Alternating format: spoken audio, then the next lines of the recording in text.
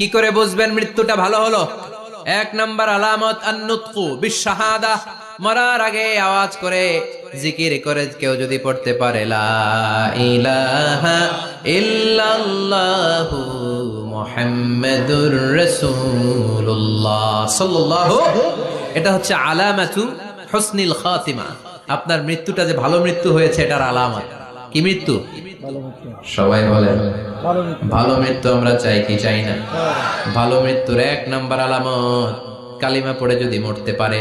বিশ্বনবী বলেন মান কানা আখিরু কালামিহি লা ইলাহা ইল্লাল্লাহ, যে ব্যক্তির সর্বশেষ কথাটা হবে, বাক্যটা হবে লা ইলাহা ইল্লাল্লাহ, দাখালাল জান্নাহ, সে জান্নাতি হয়ে যাবে। সুবহানাল্লাহ পড়েন। এরপরে বিশ্বনবী বললেন আল মুমিনু ইয়ামুতু বিজাবি ইরকিল জাবিন, মুমিন যখন মারা যায় তার কপাল ঘেমে যায়। সুবহানাল্লাহ পড়েন। হাত ঘামে না, পা ঘামে না, মুমিনের কপাল ঘামে। সুবহানাল্লাহ। এজন্য কেউ মারা গেলে কপালের মধ্যে হাত দিবেন, দেখবেন ওই ঘামের মধ্যে একটা জান্নাতি ঘ্রাণ আছে। সুবহানাল্লাহ। আল্লাহ, আমরা যখন মরে যাব আমাদের কপালটা যেন এরকম ঘেমে যায়। আমিন পড়েন।